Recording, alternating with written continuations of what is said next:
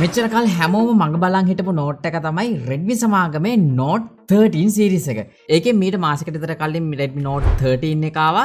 සහ හුඟ දෙනෙක් මග බලන් හිටියා Note 13 Pro Plus 5G එක ගැනකම්. ඔව්. අද මාර්තු මාසේ 22 වෙනිදා අද ඉඳන් ඔයාලට නිල වශයෙන් Redmi Note 13 Pro Plus 5G එක මිලදී ගැනීමේ හැකියාවක් තියෙනවා. ඉතින් මේකේ versions දෙකක් ආවා. එකක් 8GB RAM එකක්, එක 256 එක. මේක රිලීස් වුණේ රුපියල් 1,29,990කට සහ 12GB 512 එක රිලීස් වුණේ රුපියල් 1,44,990කට. මෙන්න මේ prices ඇවිල්ලා තියෙන්නේ 118 VAT එකත් එක්ක හින්දා මම හිතනවා ලංකාවේ price to worth product එකක් විදියට මෙන්න මේ Note 13 Pro Plus 5G එක හඳුන්වන්න පුළුවන් කියලා. කොහොමුණත් ලංකාවට Xiaomi products ගෙන්නන්නේ Genext එකෙන්නේ. කොහොමුණත් Genext එකෙන් ඔයාලා මිලදී ගත්තොත් ඔයාලට bundle offers එක්කම මිලදී ගැනීමේ හැකියාවක් තියෙනවා. මම දන්නේ නැහැ මොනවද දෙන්නේ කියලා. කොහොම නමුත් මට හිතන විදියට මෙන්න මේ Redmi Note 13 Pro Plus එක කියන්නේ මීට කලින් කිසිම Redmi Note series එකක ආපු නැති විශේෂ features කිහිපයක්ම include කරලා තියෙනවා. විශේෂම දේ තමයි පළවෙනි පාරට Redmi Note series එක ආපු curve display එකක් ඇවිල්ලා තියෙනවා. IP rating එකක් ඇවිල්ලා තියෙනවා සහ පළවෙනි පාරට Redmi Note series එක in display fingerprint එකකුත් බලා ගන්න පුළුවන්. ඉතින් මේ දේවල් විතරක්ම නෙමෙයි මෙන්න මේ Redmi Note 13 Pro Plus 5G එකේ 200 megapixel main camera එකක් 1.5K curve display එකක් Corning Gorilla Glass Victus protection එකත් එක්ක NFC 5G 120W fast charging speed එකක් dual speaker setup එකක් සහ 1920ක PWM දිමින්නගයක් වගේම flagship level performance එකක් මෙන්න මේ Redmi Note 13 Pro Plus එකේ බලා ගන්න පුළුවන්. ඉතින් සෑහෙන දේවල් තියෙනවා කතා කරන්න. කොහොමුණත් අද අපි සරලවම බලමු මේ device එකේ තියෙන main specification සහ මගේ user experience එක මොන වගේද කියලා. ඉතින් මුලින්ම අපි unbox කරලා බලමුද?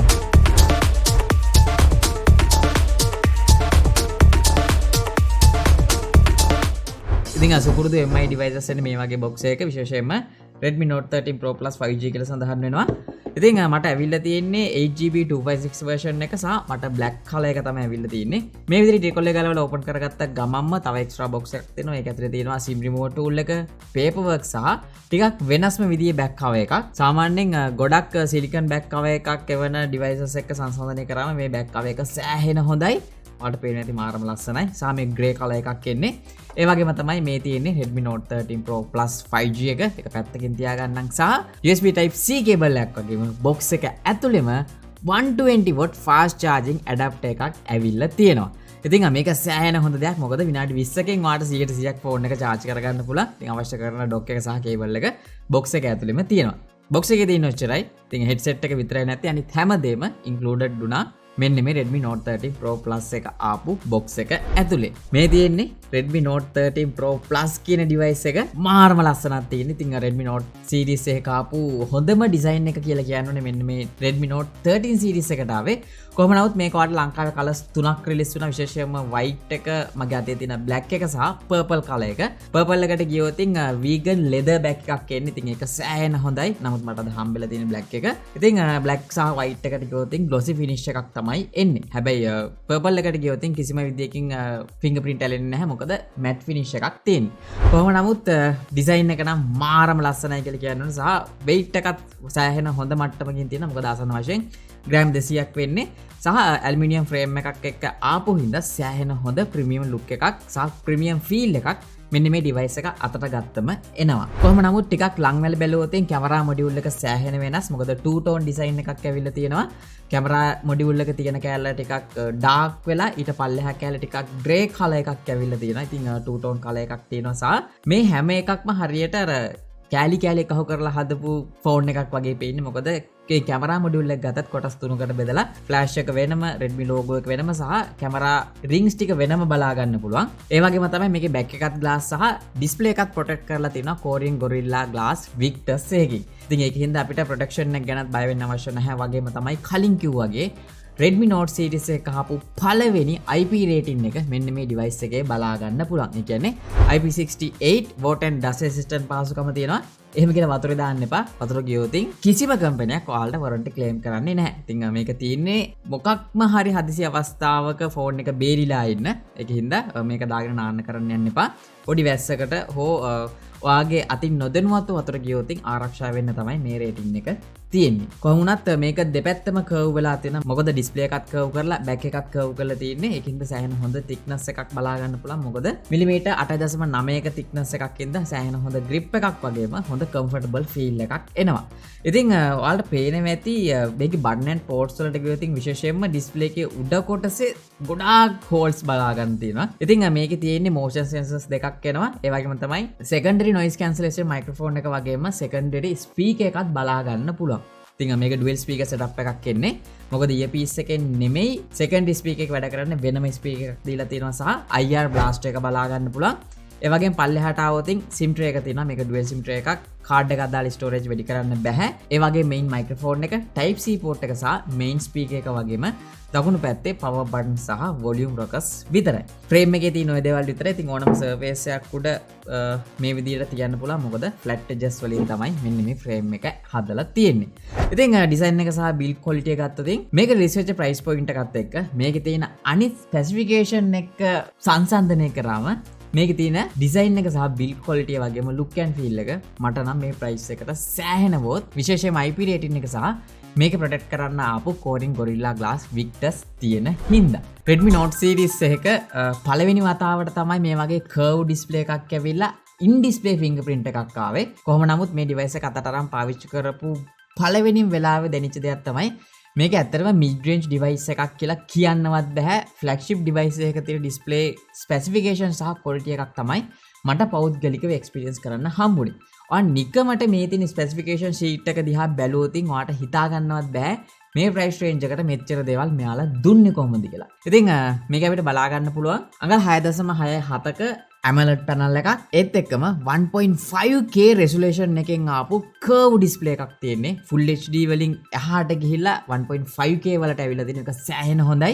ඒ වගේම 120Hz refresh rate එකක් 12 bit color depth එකක් 1800ක peak nits අගයක් සහ 1920ක PWM dimming අගයක් වගේම 100%ක්ම DCI P3 color gamut එකක් එක්කම HDR10 plus පහසුකම මෙන්න මේ Redmi Note 13 Pro Plus එකේ display එකෙන් අපිට බලා ගන්න පුළුවන්. ඉතින් display specification කිව්වම ඔයාලට හිතා ගන්න පුළුවන් මේ display එක මොන වගේද කියලා.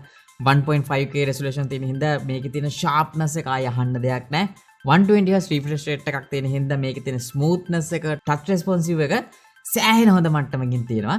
ඒ වගේම ඔයා ටිකක් වැඩියෙන් ෆෝන් එක පාවිච්චි කරනවා නම් විශේෂයෙන්ම රැට පාවිච්චි කරනවා නම් 1920ක PW dimming අගයක් තියෙන හින්දා ඔයාගේ ඇහත් ආරක්ෂා කරගෙන සහ outdoor පාවිච්චි කරනවා නම් 1800ක වගේ nits අගයකට ගිහිල්ලා මේකේ තියෙන මෙන්න මේ පංච කලර් එක මම හිතනවා ඔයාට මේ වෙනකොට මාකට් එකේ මේකේ තියෙන අනිත් ස්පෙસિෆිකේෂන් සහ ඩිස්ප්ලේ එකේ තියෙන අනිත් ස්පෙસિෆිකේෂන් එක සංසන්දනය කරාම මේ වෙනකොට තියෙන හොඳම ඩිස්ප්ලේ එකක් තමයි මෙන්න මේ Redmi Note 13 Pro Plus එකට තියෙන විශේෂයෙන්ම movies බලනවා නම් මේකට ඇවිල්ලා තියෙන dual speaker setup එකේ මාරම experience එකක් ගන්න පුළුවන්. මොකද 70ක් පල්ලෙහෙන් ඇවිල්ලා 30ක් උඩින් එන්නේ නැහැ. 50 හරියටම බෙදිලා සෑහෙන හොඳ clear stereo එකක් experience කරන්න පුළුවන්. විශේෂයෙන්ම මේකේ අපිට Dolby Atmos sound එකක් experience කරන්න පුළුවන්. ඉතින් විශේෂයෙන්ම entertainment පැත්තට වැඩියෙන් බර කෙනෙක්ට මේකේ තියෙන sound එක සෑහෙන හොඳයි කියලා කියන්නේ. මොකද පොඩි bass ගතියකුත් ආවා. ඉතින් එහෙම බලද්දි මේකේ තියෙන ඩිස්ප්ලේ එක ෆ්ලැග්ෂිප් ලෙවල් මට්ටමේ ඩිස්ප්ලේ එකක් කියලා අනිවාර්යයෙන්ම ඔයාලට කියන්න ඕනේ. ඒ වගේම තමයි Corning Gorilla Glass Victus protection එකත් එක්ක in display fingerprint එකත් සෑහෙන හොඳට perform කරනවා. මේ වෙනකොට මේ price range එකේ තියෙන speedම sensor එක නෙමෙයි. නමුත් සෑහෙන හොඳ accurate ලස්සන animation එක මෙන්න මේ fingerprint sensor එක වැඩ කරනවා බලා ගන්න පුළුවන්. ඒ වගේම තමයි මේකට ඇවිල්ලා තියෙන vibration motor එකත් සෑහෙන impress කරා කියන්න ඕනේ මාව. මොකද මේක type කරනකොට මාරම හොඳ haptic feedback එකක් මෙන්න මේ Redmi Note 13 Pro Plus එකේ මට පෞද්ගලිකව experience කරන්න හම්බුනේ. ඒකින්ද මේකේ haptic එක protection එක in display fingerprint එක සහ display එකේ තියෙන specification මේ price range එකට කිසිම අවුලක් නැහැ. ඒ වගේම තමයි විශේෂයෙන්ම මතක් කරන්න ඕනේ මෙන්න මේ device එකට ඇවිල්ලා තියෙන බැටරි එක ගැන. මොකද මිලියම්පියර් 5000ක් තියෙනවා. මේක charge කරගන්න 120 watt fast charging dock එකක් box එක ඇතුළේම ආවනේ. ඉතින් මේක හරහා ඔයාලට පුළුවන් ආසන්න වශයෙන් මෙයාලා කියන විදිහට විනාඩි 19කින් full charge කරගන්න. නමුත් මම මේක පාවිච්චි කරද්දී boost charging speed එකත් මම enable කරලා පාවිච්චි කරේ විනාඩි 22ක් විතර ගියා. විනාඩි 22ක් කියන්නේ සෑහෙන හොඳයි. මොකද විනාඩි 22කින් 100%ක් ෆෝන් එක charge වෙනවා. ඒක හරියට අපි උදේ කෑම වේලක් එහෙම නැත්නම් උදේ තේ එකක් වගේ බොන්න ටයිම් එක ගියත් මේක 150කට වඩා වැඩි ප්‍රමාණයක් ආරෝපණය කරගන්න පුළුවන්. සහ විශේෂම කාරණාව මම මේක පාවිච්චි කරනකොට ගේමින් ටෙස්ට් කිහිපයක් කරා. ඉතින් සාමාන්‍යයෙන් ගේම් එකක් හෙවි ගේම් එකක් පැයක් විතර ගහද්දී අඩු වෙන්නේ 120ක් විතරයි. ඒ කියන්නේ ඔයා හෙවි ගේම කෙනෙක් නම් ඔයා මොන performance එකෙන් ගේම් එක සෙල්ලම් කරත් මේක ඔයාලට අඩුම පැය 5ක් පාවිච්චි කරන්න පුළුවන්. හැබැයි සාමාන්‍ය යූසර් කෙනෙක්ට ගියොත් පැය 12ක් 13ක් අතර වගේම මේක නෝමල්ම යූසර් කෙනෙක් නම් ආසන්න වශයෙන් දවස් එකමාරක් කිසිම ප්‍රශ්නයක් නැහැ. හරි. මෙන්න මේ Redmi Note 13 Pro Plus කියන්නේ mid range device එකක්. ඒ කියන්නේ upper mid range ගණයට අයත් device එකක්, flagship එකක් නෙමෙයි. නමුත් මේකේ තියෙන specification විශේෂයෙන්ම RAM එක බලා ගන්න හම්බෙනවා 8GB සහ 12GB විදියට. ඒක DDR5X වලින් සහ storage එක එනවා 256 සහ 512 විදියට. ඒකත් UFS 3.1 වලින්. ඉතින් මෙන්න මේ DDR5X සහ UFS 3.1 කියන්නේ සෑහෙන හොඳ speed එකක් අපිට ගන්න පුළුවන්. සාමාන්‍යයෙන් ඒ වගේ ඉන්නේ flagship devices වල විතරයි. නමුත් mid range එකකට දීලා තියෙනවා. ඒක සෑහෙන හොඳයි. ඒ වගේම තමයි මේකට ඇවිල්ලා තියෙන SoC එක. මේක අපිට බලා ගන්න හම්බෙනවා MediaTek Dimensity 7200 කියන 4 nanometer SoC එක. ඉතින් මෙන්න මේ SoC එකත් කරට කර යන්නේ Snapdragon 888 එක. ඉතින් ඒ හා සමාන score එකක් අපිට මේකෙන් බලා ගන්න පුළුවන්. ආසන්න වශයෙන් අන්ටුඩු ගත්තත් ලක්ෂ 7කට වඩා වැඩියෙන් අපිට benchmark score එක බලා ගන්න පුළුවන්.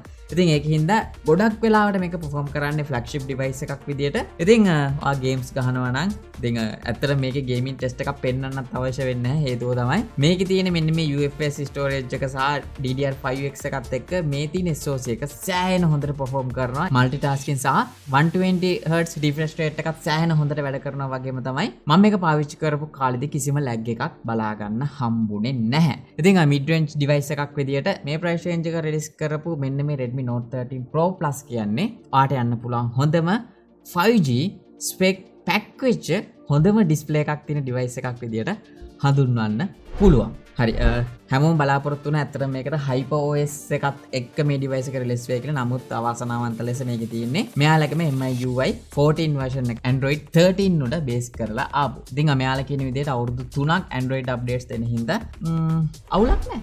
අවසාන වශයෙන් තමයි කැමරා setup එකට එන්නේ. මොකද කැමරා performance සෑහෙන හොඳයි කියලා කියන්න ඕනේ. කොහොම නමුත් මේකේ කැමරා ස්පෙસિෆිකේෂන් ගත්තොත් මේන් සෙන්සර් එක මෙගාපික්සල් 200ක් තියෙනවා. ඒ වගේම අල්ට්‍රා වයිඩ් එක තියෙන මෙගාපික්සල් 8කින් තවත් 2 මෙගාපික්සල් මැක්‍රෝ එකක් සහ මෙගාපික්සල් 16ක selfie කැමරා එකක් බලා ගන්න පුළුවන්. ඉතින් මම මේක පාවිච්චි කරපු කාලෙදී අල්ට්‍රා වයිඩ් එකත් ගොඩක් හොඳයි. මේන් සෙන්සර් එකත් සෑහෙන හොඳ මට්ටමකින් perform කරා.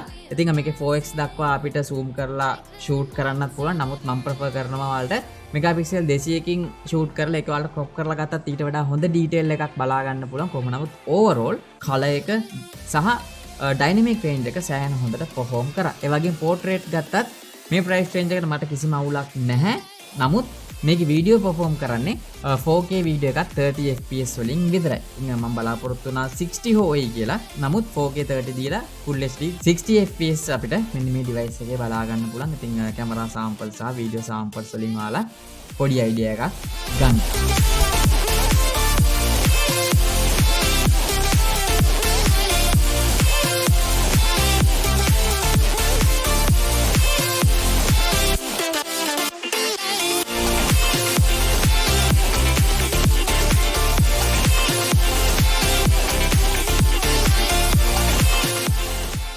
ඉතින් ඔන්න ඔය දේවල් තමයි සරලව මෙන්න මේ Redmi Note 13 Pro Plus එක ගැන මට කතා කරන්න තියෙන්නේ.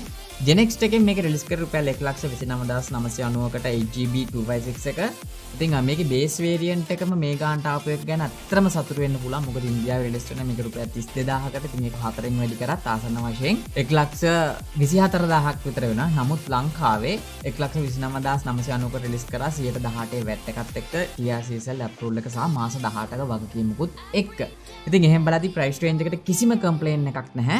ඒ වගේම තමයි Genex එකේ මිලදී ගත්තොත් ඉතින් බන්ඩල් ඔෆර්ස් තියෙනවා. ඉතින් ඒක සෑහෙන හොඳයි. ඉතින් කෝල් එකක් දීලා අහන්න මොනවද හම්බෙන්නේ කියලා. කොහොම නමුත් මේ රිලීස් වෙච්ච ප්‍රයිස් පොයින්ට් එකට මේකේ බිල්ඩ් එක සෑහෙන හොඳ මට්ටමකින් තියෙන විශේෂයෙන්ම IP රේටින් එකත් එක්ක ඒ වගේම වික්ටර්ස් ප්‍රොටෙක්ෂන් එකක් දීලා තිනවා. මේ වෙනකොට Redmi series එකේ ආපු පළවෙනි in display fingerprint එක curved display එක සහ මේ වගේ high resolution එකක් තියෙන හින්දා ඒක සෑහෙන හොඳයි. ඒ වගේම තමයි Dolby Atmos sound එකක් සෑහෙන හොඳ මට්ටමකින් තියෙනවා. මොකද පොඩි bass එකකුත් තියෙනවා.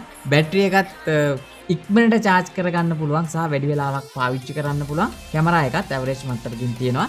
ඉතින් එහෙම බලද්දි මේ රිලීස් වෙච්ච price point එකට Redmi Note 13 Pro Plus කියන්නේ ඔයාලට යන්න පුළුවන් හොඳම upper mid range device එකක්. ඉතින් ඔයා මොකද හිතන්නේ මේ වීඩියෝ එක ගැන? මතකද ඔයාලගේ දසුත් පල්ලෙහා comment section එකේ දාන්න. ඔයාලට සල්ලි තිබ්බොත් මේක මිලදී ගන්නවද කියලා සහ මේ device එකේ awesome feature එක මොකක්ද කියලා දාන්න.